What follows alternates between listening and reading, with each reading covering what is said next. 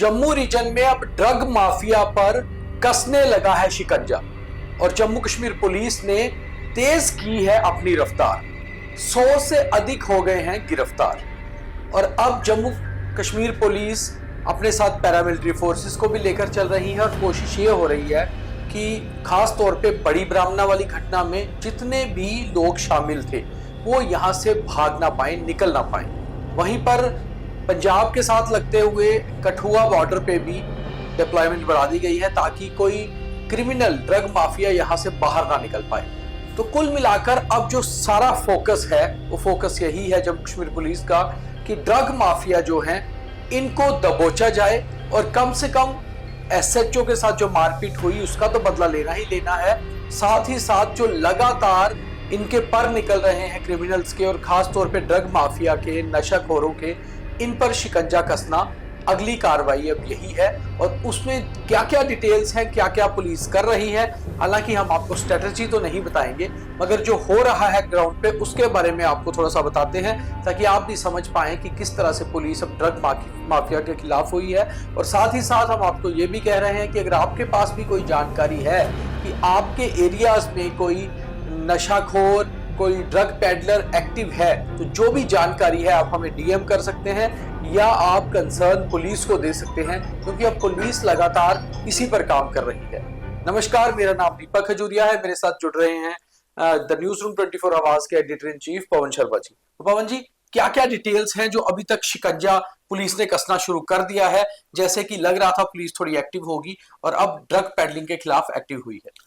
देखिए, जो बड़ी ब्राह्मणा की घटना हुई जहां पर इंस्पेक्टर पुष्पिंदर, पीएसआई अबरार और बाकी जो 6 लोग और थे, 8 लोगों की टीम के ऊपर जब अटैक हुआ, एक तो पहले शायद लोगों को नॉलेज नहीं होगी, पता नहीं होगा, हम आपको विस्तार में बता देते हैं कि ये एक ऑपरेशन पर टीम गई हुई थी और ये उनका ट्रैक था उस रास्ते से वापस आने का जब वहां पर उनके ऊपर हमला हुआ। 10 से 15 क्रिमिनल्स जो मोस्ट वांटेड हैं वो इसमें इन्वॉल्व थे और उसके अलावा तमाम वहां पर जो उनके परिवारों के लोग, जो आसपास के जो उनके पड़ोसी, वो सब इसमें इन्वॉल्व थे। यानी कि कम से कम 150 के करीब लोगों ने ये मिलकर हमला किया था। नहीं तो ये टीम 10-12 लोगों से निपट सकती थी, लेकिन 150 लोगों का पथराव, लाठियां, उनके बीच ये टीम बेबस नजर आई। हालांकि फायर भी किए लेकिन उसके बावजूद भी। लेकिन अब बदले की बारी, अब पुलिस ने चारों तरफ से शिकंजा जो है वो कसना शुरू कर दिया है। जितने भी ये इसमें इन्वॉल्व लोग हैं उनमें से 17 लोगों को फिलहाल वहां से पकड़ा है जो ड्रग पेडलर थे, जो बड़ी ब्राह्मणा में लेडीज और जेंट्स और जो लोग वहां खरीदने आते थे क्योंकि वो उनके संपर्क में थे, वो 17 से 18 लोग वो पकड़े गए। और दूसरा एसपी जम्मू साउथ अजय शर्मा, उनकी जो टीमें हैं, अब देखिए ये कोऑर्डिनेशन से काम होगा। अब आप अकेले अकेले काम नहीं कर सकते। उन्होंने तमाम पुलिस स्टेशन जो है, सतवारी, मीरा साहेब या फिर नरवाल, आरसपुरा, बड़ी विजयपुर, खास 77 जो है वो एसपी साउथ ने अपने जुरिडिक्शन से पकड़े हैं। 77 बहुत होते हैं ड्रग पेडलर 3 दिन में पकड़ना। ठीक है, माइनिंग माफिया वाला भी डिटेल वो छोड़ देते हैं, हम सिर्फ ड्रग्स की बात करते हैं। वो पकड़े गए हैं, 100 के करीब अभी तक पकड़े जा चुके हैं उस घटना के बाद। तो अब ये है कि पुलिस अब अपनी पूरे एक्शन में है ड्रग माफिया के खिलाफ। अब वो बचेंगे नहीं। और साथ ही माचू, डॉन और साथ में जो बारू, जहां उनकी जो टीमें हैं, ये जगह जगह पे छिपने, जगह नहीं मिल रही है अब छिपने की। पुलिस को सूचना मिल जाती है लेकिन ये भाग जाते हैं। कहीं पर भी अब इनको जगह नहीं मिल रही, ये कहां घूम रहे हैं कहां नहीं घूम रहे वो अभी समझ से परे है क्योंकि उनके मोबाइल सबके ऑफ हैं। लेकिन पुलिस ने अपनी स्ट्रेटजी के तहत तमाम नाकेबंदी को और तेज कर दिया है और मुझे लग रहा है कि शायद 1-2 दिन में ये लोग पकड़े जाएंगे क्योंकि इनका पकड़ा जाना बहुत जरूरी है।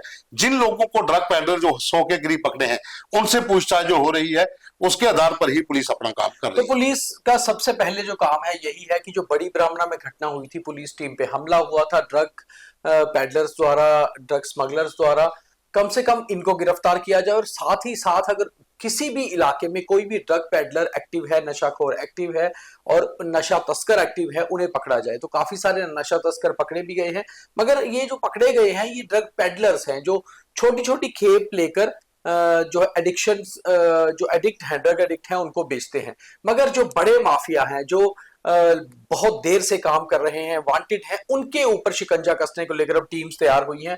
और अब एक और चीज खास तौर पे स्ट्रेटजी ये बनाई गई है कि कहीं भी कोई पुलिस टीम अगर रेड करने जाएगी नशाखोरों पर या नशा तस्करों पर, तो कम से कम साथ में पैरामिलिट्री फोर्स भी रखेगी, बैकअप एक्स्ट्रा डिप्लॉयमेंट, इसके ऊपर काम किया गया, एक्स्ट्रा डिप्लॉयमेंट। बिल्कुल, देखिए जम्मू कश्मीर पुलिस के एक बड़े सीनियर अधिकारी से मेरी इस बारे में बात हुई है। उन्होंने कहा है कि ये टीम तो रेड करने नहीं गई थी, अगर गई होती रेड करने तो ये बैकअप के साथ जाती। पुलिस अब कहीं भी जा रही है बैकअप के साथ जा रही है। ये टीम किसी और ऑपरेशन में थी, वहां से ये वापस आ रही थी। रास्ते में इनको जब वो इनका टकराव उन पैडलर, हाँ पैडलर देखे। अब क्या होता है कि आप 25 साल 23 साल से पुलिस में इंस्पेक्टर हैं, सब इंस्पेक्टर भर्ती हुए, इतना आपका लंबा कैरियर है, आपके पास आपका नेटवर्क है, आपने सामने देख लिया ये वांटेड है, तो गाड़ी से उनको रोकने की कोशिश की गई, वो वहां से भागे। जब उनको पकड़ने के लिए कवायद शुरू हुई, फिर जाकर ये हंगामा हुआ, 150 लोगों ने हमला कर दिया। अब कहानी ये है कि पुलिस अब जो जाएगी, जो हमारे सूत्रों का कहना है कि विद पैरामिलिट्री फोर्सेस और बैकअप के साथ, एक टीम अगर फंसती है तो बैकअप के लिए टीम होगी, क्योंकि आपके पास लोकेशंस हैं लगभग 20 के करीब ऐसी जम्मू डिवीजन के भीतर ऐसे इलाके हैं जहां पर ये लोग तस्करी का काम करते हैं, मोबाइल स्मगलिंग का और साथ में नशे का। और इसमें एक और ब्रेकिंग आपको दे देते हैं, पुलिस उस पहलू पर भी काम कर रही है। एक सफेद पोश है, जम्मू शहर के भीतर रहता है, एक बड़े घराने से ताल्लुक रखता है, पुलिस के रडार पर है, वो इनका मास्टरमाइंड माफिया है। जितना भी काम चलता है मोबाइल स्मगलिंग का, चिट्टे का, वो इसमें शामिल है। अब वो कौन है उसकी जांच की जा रही है।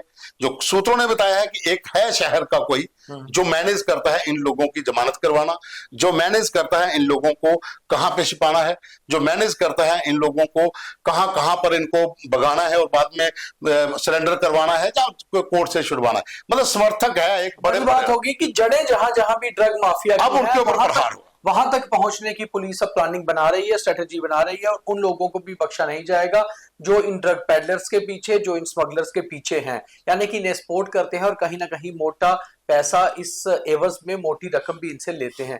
तो ये जितना भी नेक्सस है, इसको तोड़ने के लिए पुलिस काम कर रही है, टीम्स बन चुकी हैं। ना तो हम आपको टीम्स के बारे में बताएंगे कि कौन कौन सी टीम्स हैं, क्योंकि इस समय असर इसका पड़ेगा कि पहले गिरफ्तारियां होनी जरूरी है, और ना ही बताएंगे कि किन लोकेशंस पे ये काम होगा। मगर कुल मिला के जम्मू रीजन का, खास तौर पे JKS range, Jammu Kathua Samba range, ये जो है बॉर्डर के साथ लगती है, इस रेंज में ज्यादा काम ड्रग पैडलिंग का जो है उसके अगेंस्ट एक कार्रवाई हो रही है, और उस कार्रवाई को लेकर अभी तक 100 से अधिक गिरफ्तारियां हो चुकी हैं। और मकसद यही है कि ना केवल पुलिस टीम पे हमला करने वाले क्रिमिनल्स को पकड़ना, बल्कि जितना भी ये ड्रग नेक्सस है इसको तोड़ना, ड्रग माफिया पर शिकंजा कसना। तो पवन जी, मुझे लगता है 2-4 दिन में रिजल्ट्स आ सकते हैं। बिल्कुल। इसमें एक चीज और भी थी, लोगों को यह भी बता दें कि खाली एक ही समुदाय के ये लोग नहीं है, बहुत से लोग और इन्वॉल्व हैं।